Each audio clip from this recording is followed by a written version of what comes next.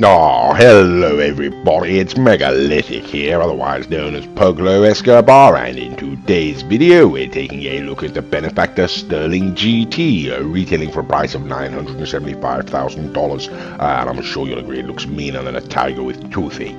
Okay, well, let's take it out onto the street, ladies and gentlemen, and see how she handles. Now this is the unupgraded version, ladies and gentlemen, straight out of the box, and the acceleration is more, it's duller than a weekend in Dundee, to be quite frank with you.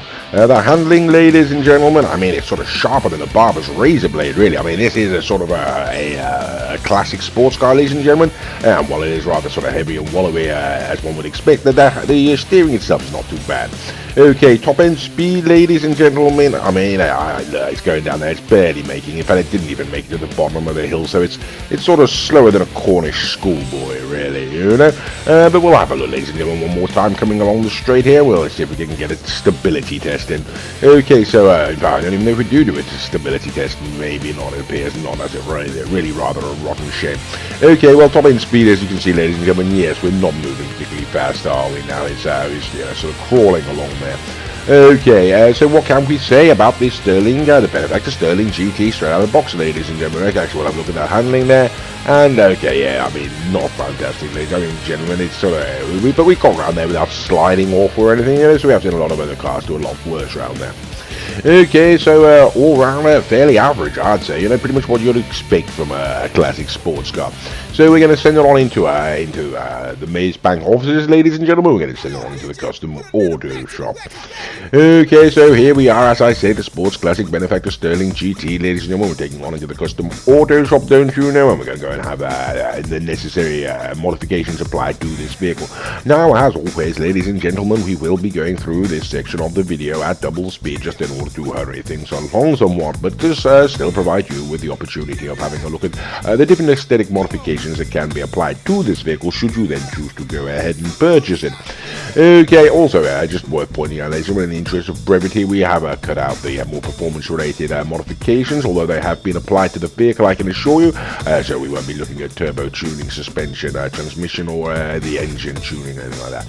Okay, so what can one say about the Benefactor Sterling GT, ladies and gentlemen? Straight out of the box, pretty much what you'd expect from a classic sports car, ladies and gentlemen.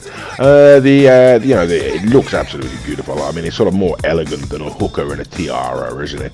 But it's just it's lacking in all of the other areas, ladies and gentlemen. The acceleration is more lackluster than a Superstone student on a Sunday, to be quite frank with you. And yes, the top speed, ladies and gentlemen, is more lacking than a German sense of humour. It's just not there, The handling, ladies and gentlemen, it's as slippery as a wet Welsh girl in the rain, in my opinion. We didn't do the stability test there, but yes, they just have traction issues. Okay, well, here we are, ladies and gentlemen. We've got Mr. Raccoon with us now, you see, in his own Benefactor Sterling GT. Is rather a favoured vehicle of his, ladies and gentlemen. We're going to have a look at the performance. These are two upgraded Sterling GTs, and we're going to see how they handle. Okay, so that's an indication, ladies and gentlemen, sliding around there, yeah. So that's the back end coming around on you, ladies and gentlemen. Mr. Raccoon's slowing down there for me, God bless his evil little heart. Okay, so like I say, ladies and gentlemen, the steering's sharp enough, the handling's pretty darn good, but the traction's poor, it is a little bit wallowy. The top end speed, ladies and gentlemen, is lacking, and the acceleration is lacking too.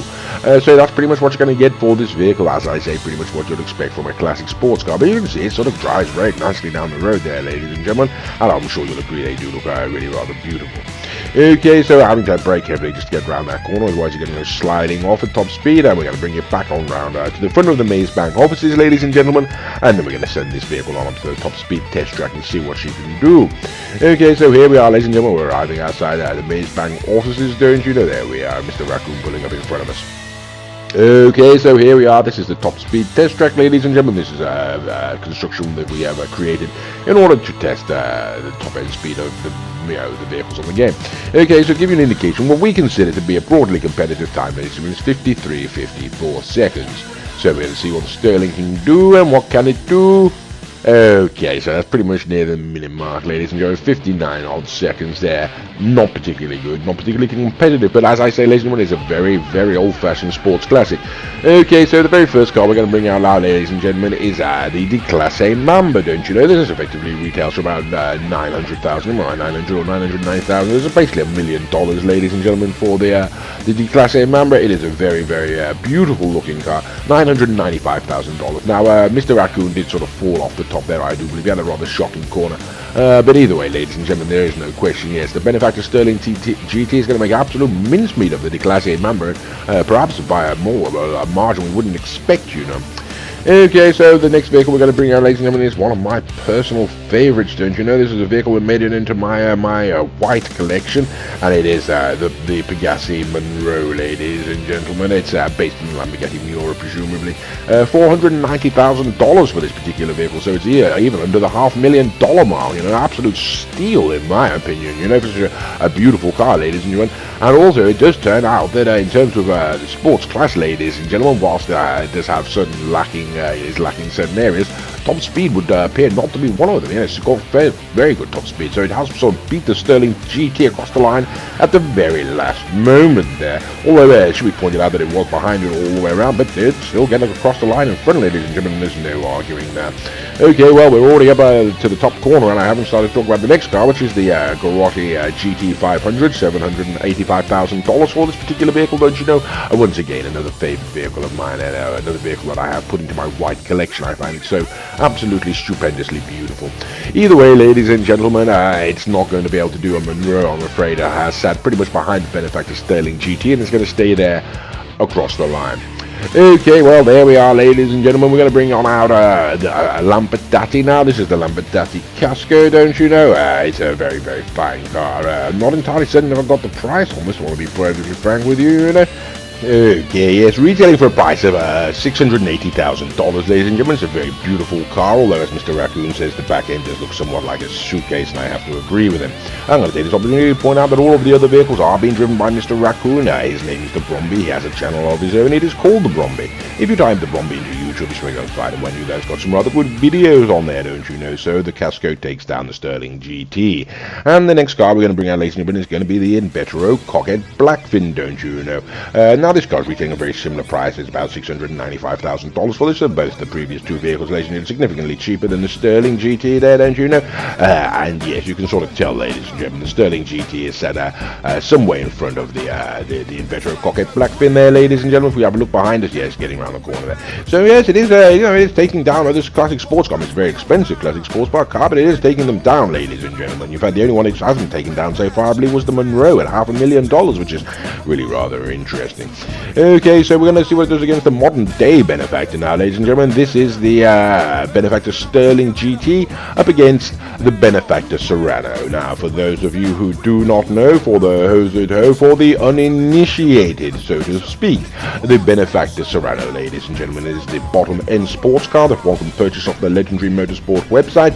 It retails for a price of $110,000, ladies and gentlemen, and though I did fall off the track there, I'm sure you'll agree, yes, it's not going to make a sodding bit of difference to the results of this particular race, ladies and gentlemen. So if you're not aware of the Benefactor Serrano, then you certainly are now.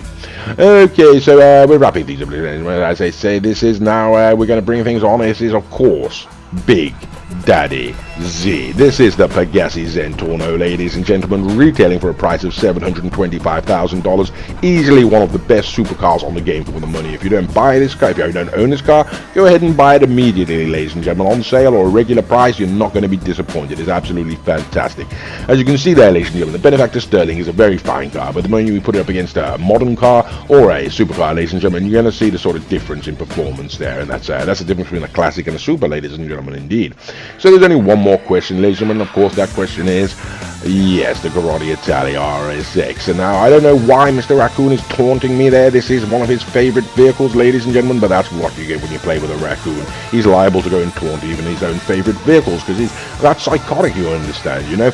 Either way, ladies and gentlemen, the Grotti RSX is going to absolutely destroy the Sterling GT, and we shouldn't be surprised about that. So what can we say, ladies and gentlemen? You know, I mean, its acceleration, it's like a greyhound in orthopedic shoes, ladies and gentlemen, unfortunately. me, and its top speed is as disappointing as a Disney Star Wars sequel.